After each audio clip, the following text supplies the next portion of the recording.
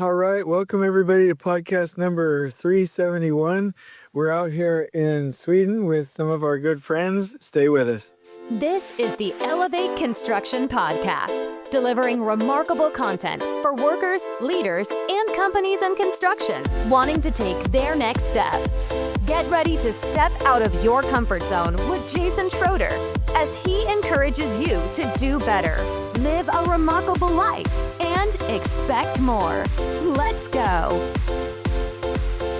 Welcome everybody. We, like I said, we have some good people. Let's go around and introduce each other. Well, ourselves, sorry.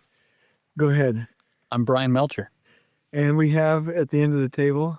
Hi, I'm Felipe Engineer Manriquez. And he's changing his flight from Monday to Tuesday. Hi, this is Spencer Easton. Hi, this is Yorn Toyan from Norway. And Bjorn Unes from Norway as well. Wonderful. So yesterday, Yorn and Bjorn were talking to me. Yorn and you were talking to us about the insight that you had about progress, and it was a really wonderful story. Also, I love you speak very good English, so I wanted to get that story on the podcast this morning, if it's okay. Would you mind telling that story and we can have a quick discussion about it? Which story was that? This is a great podcast, I guess. Okay, so in all seriousness, people love the real. I don't warn anybody. You can do a podcast anywhere. I can do anyway. Yesterday you had talked about the book. It was The Meaning of Life. Right. Yeah, okay, so You're welcome. it's all coming back now. Yeah, okay, so this Norwegian philosopher who wrote the book, and it was called The Meaning of Life, and I won't bother you with his name, Einar something. And he made a lot of introductions around it and quite a few discussions, and he ended it up summing up by saying that the meaning of life was improvement. And that was in contrast to having a meaningless or a life without meaning.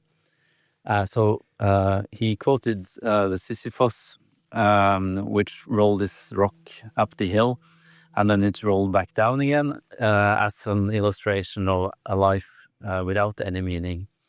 And it ties in with our thinking around lean and continuous improvement, I think, very well. And that was why I brought it up. So the meaning of life, as he explained it and defined it, was improvement. Can somebody who knows the story? You can tell it, Yorn, or somebody else of Sisyphus. Sisyphus was it's a Greek myth. A guy who didn't want to die. He was about to die, and he was to be collected by the gods. And he always had excuses like, well, I have to make a few things in order with my wife, and then he left and ran away. The next time there was something with the kids, and he continuously tried to not be fetched by the gods. And then he was condemned to roll this rock up the mountain and having it roll back down again for all eternity. And that was the myth about Sisyphus. So go ahead, Felipe. What's that? I was giving you the segue. So it's really important to contrast when we do something like Sisyphus, we learn from this myth about not having meaning, doing something, not understanding why we're doing it, contrasted with a philosopher who's dedicated who knows how many years to thinking well about what we should do and finding the meaning. We have the choice now, since we have the contrast. I choose for meaning. That's beautiful. I recently read a book called Stop Decorating the Fish. Kristen Cox. Beautiful book. Really small, great pictures, and it's really deep. Because if you think about what Sisyphus was doing, he was doing something that was meaningless, right? And what a horrible life to live, let alone living that for eternity. Like that's the worst type of hell that you could live in, right? And how many of us look, as we're pushing rocks up a hill and letting them fall back down, think of, how can I improve pushing this rock up the hill when that whole thing is just wrong? Like what that's the problem of stop pushing the rock up the hill is the problem. And in that book, Stop Decorating the Fish, that's what the focus is. Don't be focusing on just improving the process you already have. Is the process you're doing something that you should be doing in the first place? Just like Sisyphus, he was rolling a rock up a hill, right? But if Sisyphus were to sit there in his misery, or any of us that are sitting there pushing rocks up hills, something that's meaningless, is what we're doing, just like in construction or anything. Are the things that we're doing the right things? That are you just improving the crap? Yeah. Or is the process that you're even doing worth improving? Or should you focus on something else? Like Paul Akers says, don't organize waste. Yes, that's it. Okay, there you go. All right, I love it. There you go. I really like the phrase, the art of continuous improvement. And so I'll lead into that. To me, art was something that was hard for me to appreciate. And I learned to appreciate it through my wife. I gained the desire to appreciate it as I was baffled by how my wife could appreciate art. And a friend turned me on to a book. The book is The Agony and the Ecstasy. It's a biography of Michelangelo, and it's a biography, so it gives us life history, but it gave me perspective into each of these pieces of art of what was happening in his life and how he progressed to get there and what the history was. And so that's why I like the phrase, the art of continuous improvement, because art to me implies an understanding of the background of where you are and what your perspective is at the time, what your needs are at the time, and then what you choose to work on. And so it's great to look externally for ways to improve, but what we choose to work on in our own lives, what we're trying to improve, is going to be very personal. And so it becomes an art unique to each person. Their process, their success, how it's viewed by others even will be very much like art. And so it gives us a little bit of freedom. That's why I like the phrase, the art of continuous improvement, but it also means that we should be proud that it's our own and it's our own path. I like that. And we're gonna get some thoughts from you, Bjorn and Yorn, in thinking about that. Sometimes, and Brian and I were talking about this the other day, that if you were to start your lean journey or your whatever you want to call it, continuous improvement journey again, you do this differently or that differently. And I think we summarized that sometimes it's just a little bit messy, and that's just the part of getting there. And I'm sure as Michelangelo, as a famous artist, it wasn't just all butterflies and kittens, right? It was there was probably you said agony, right? So that means that beautiful things come from striving and struggling and working. So I'll give you two thoughts, and then I've got a question. After you had mentioned the story about the meaning of life and that it was improvement, I thought back to the book. Who wrote it? Felipe, A Man's Search for Meaning? Viktor Frankl. Viktor Frankl, when he was in one of the concentration camps, and he called it logotherapy, meaning therapy, that people would give up or die, or that people could live meaningless lives if they didn't have meaning to their life, if they didn't have that desire for improvement. That's the one thing. The other thing is, the two of you said one of the things you're focused on is how to encourage people to want to improve and to get that information. So I'd love your thoughts on that. How in these podcasts, there are wonderful people. We have hundreds of people daily that listen to these. What advice could you give? What thoughts do you have? What challenge or question would you like to give them to think about when it comes to meaning, progress, improvement, and wanting to get there? I think it's really important that all the people we meet in construction, they want to do a good project. Everybody. Nobody wants to be a terrorist or do something bad for the project. They have good intentions, and we have to understand that. And often I spend a lot of hours just listening to people to understand their intention, because they don't want to, they want to make money, of course, but also we spend a lot of time explaining to the best of the project. How do we actually put this project in the center? And I really believe that everybody can win in the project. Sometimes I have the feeling that somebody has to lose in order to get my company to win. That's not the case. But then you really have to understand how the project works and how we work together and how we actually create flow efficiency. Yeah. And that's the beauty. But when they have that moment, when that ticks, that's a really great moment. Yeah. But it takes some time, and you have to listen. They have to talk. They have to empty themselves, and then you suddenly get it. And that's important. I mean, spend a lot of time in the early phase of the project to let them have that time. We can't rush that. We know the solution, but we need them to slowly develop it. And Okay, so this is and we're gonna go to you, Jorn, but when we close this out, I'm gonna ask everybody, what was your moment? And we'll just click, because what you just said is we need to invite everybody to get their moment where they want to take that journey or improve, or actually they form that desire. So I like that. Jorn, what thoughts do you have, my friend? At least I'm thinking that this is a great responsibility, or a huge responsibility for all project personnel, especially managers, of course, because they have to clear the path so that all their employees are able to do their good and to be a part of the improvement. It's I think it should be more passion around being responsible and taking the human side of it, or the respect people side of it, more seriously than just the technical side of it or the engineering side of it, because that's really only half of it. And if you can make people work, then your project will be good. Because, as Bjorn says, people are basically want to do good, and they want to improve their life, and they want to have a good time at work, and someone has to enable that.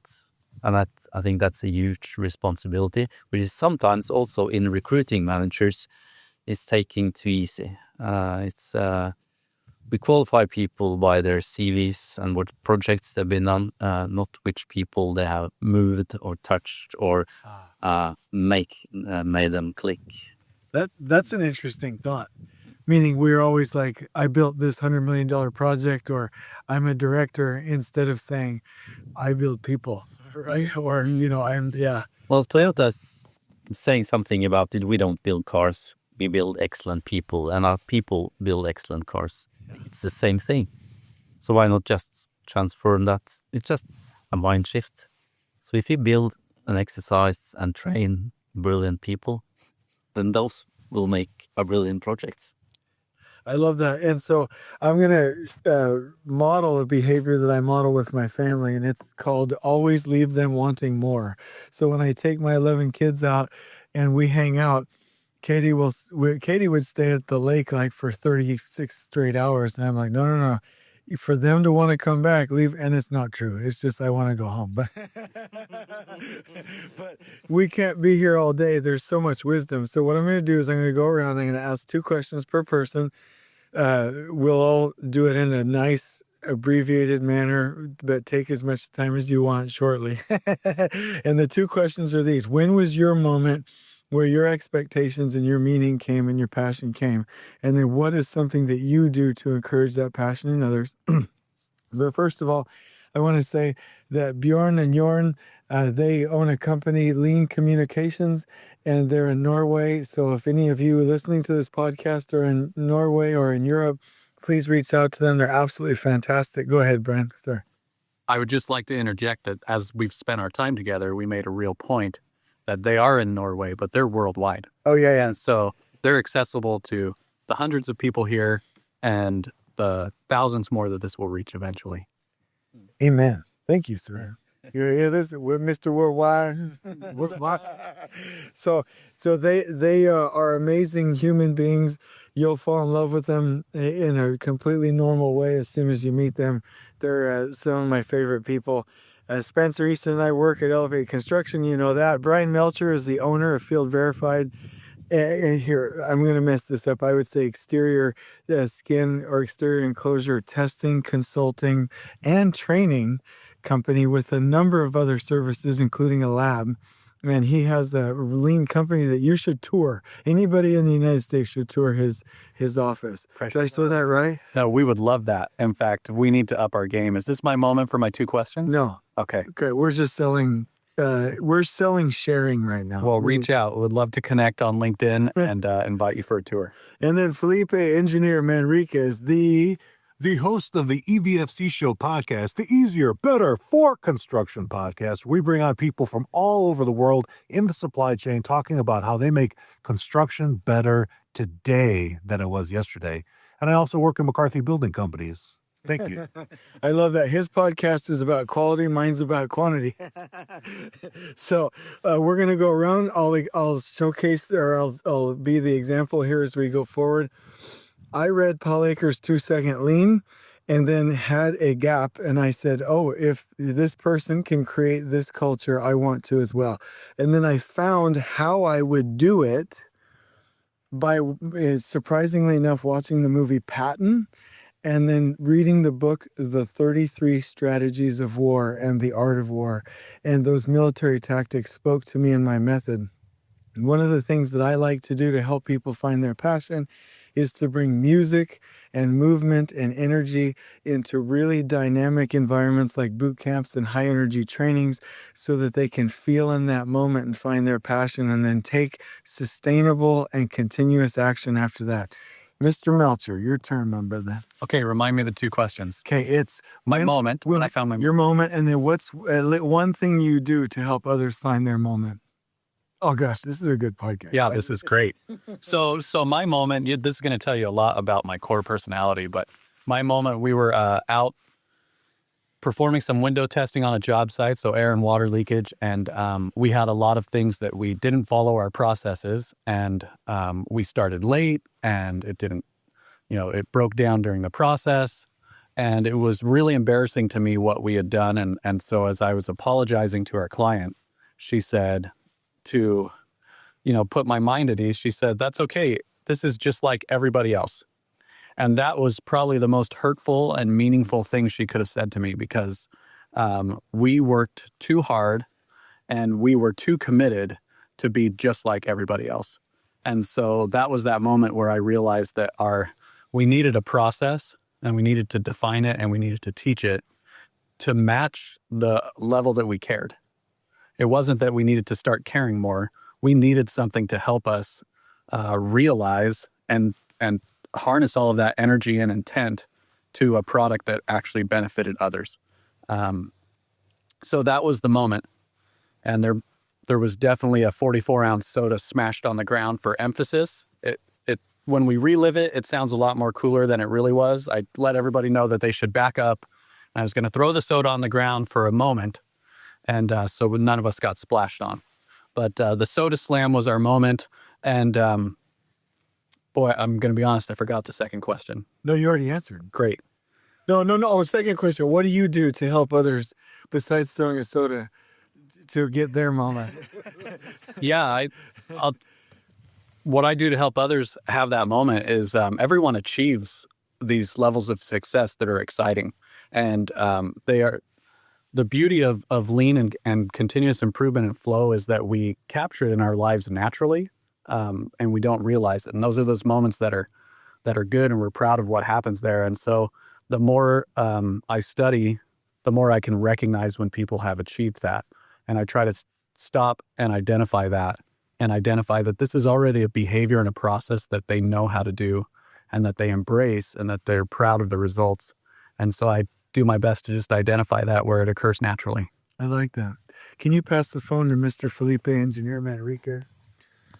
Thank you, Brian. That was beautiful. Well, it only gets better from here. Yeah. No, that was a really neat. I love the soda story. I can even smell the concrete dust in that moment. Go ahead. Sorry. No, to make sure everyone can hear it. It's beautiful.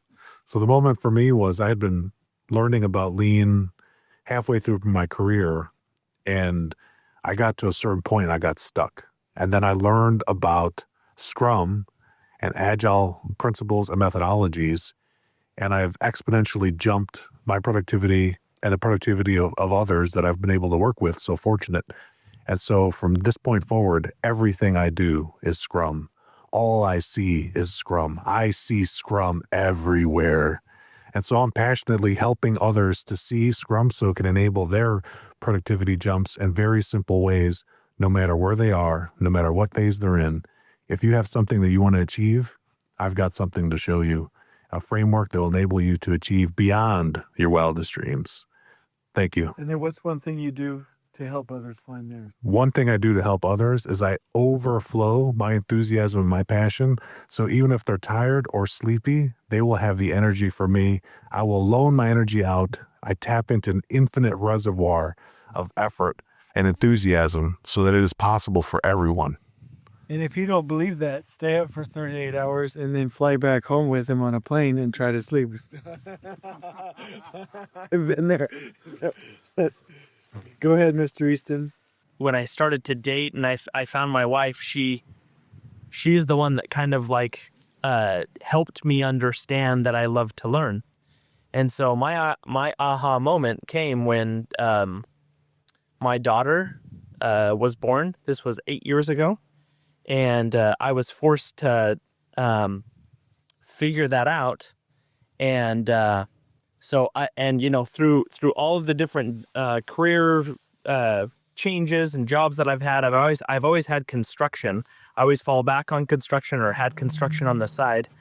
And anything that I learned in any of the different fields that I had been in, I would learn the trade or the skill or the thing, and in my brain I could whittle it down to its simplistic form and share that with someone else. Awesome. That is my superpower. Wonderful. Is I can internalize those things and I can whittle it down and I can share it with others. And so the second question, like you asked Jason, is how do you help others? That's part of the superpower. And anyone what I'm currently doing now with Lean Tact and Elevate Construction is taking probably one of the most complex things in industry is a construction plan and whittling it down to its basic core of what we need it to do and presenting that to the world in a teaching module. And that's what I'm doing. Wonderful. Thank you so much. Bjorn? Well, I had this great experience once in the company where I actually met Bjorn, which was in our last job, a Norwegian road construction company called Mesta. And I was working with quality and health, safety, and environment. And I came across this problem, and I don't remember the problem now. I just remember my boss's response to it. And it was really, really hard, and I got lost, and I twisted my mind, and I didn't know how to solve it. And we had a sit down, and we had that from time to time, having a coffee, and I just explained to him, really looking for some answers. And when we discussed this, and I ended up something like, what should I do? And his response was, well, he could have told me, well, now you should do this and now we should do that. He said, well, if this was an easy task, Yorn, I wouldn't have hired you. And I think that was a great response to what he said. I trust that you can fix this. Just keep on breaking it. So instead of giving me a fish, he gave me a fishing rod, right? So that was a really great example for me on respect for me as a human being. And I brought that along, and I told the story quite a few times, better in Norwegian, I guess, than in English. And that is, when sharing something like that, I think we just need to have the ability to trust people that can solve these problems, and that leadership and management is all about getting resolved through and via other people, and not just being the cleverest boy all the time yourself, because you will be your worst enemy. If you're not able to do it through your co-workers. Okay, I would like to tell a story about when I did my master degree and then got a job my master degree was within leadership and everything. And when I was finished, I thought that I was a leader, and I actually got a job where I had control over maybe 100 people or something. And I knew everything about economy and everything about strategy. And I came to the site that was in the far side of Norway. And suddenly I realized that these people aren't occupied with these things. And I also discovered that some of my employees couldn't read. They haven't learned it. But they were excellent people, and they were also excellent workers. So I actually went back to what I've heard about lean, and I started drawing things. I used colors to explain them the contract. And in that way, they actually bloomed up, and they were perfect workers, because the boss that was before me, he said, these are shitty workers, don't trust them, they know nothing. But when I actually spoke their language and I explained them and I took time to listen to them, they were fantastic workers, and the productivity went like 2-3 times up. And that's what I've experienced time and time again. You have to find the right level, the way to talk to people, and then everybody is excellent if we find the right level. And that's my mission when I meet new people, listen to them, and I find how we can talk to them, how do we communicate, and then we build them. It's beautiful. Yeah. And if you don't already love Yorn and Bjorn here, then just give them a call and you'll get there. So I really think that, how do you say on we go in Norwegian? Nå kjører vi. No should be? Nå kjører vi. Okay, one more. Let's do it one more time. Nå kjører vi. No should be? Are you guys ready? Let's practice it. 1, 2, 3. No should be. Is that okay? Yeah. Okay. All right. Let's do it for real. All right. So appreciate everybody on the podcast. We love you. We hope you found as much enjoyment as we did. On the count of 3. 1, 2, 3. No should be. Please join us next time in elevating the entire construction experience for workers, leaders, and companies coast to coast. If you're enjoying the show, please feel free to share with your construction colleagues and help us spread the word by rating, subscribing, and leaving a review on your preferred podcast listening platform. We really appreciate it. We'll catch you next time on the Elevate Construction Podcast.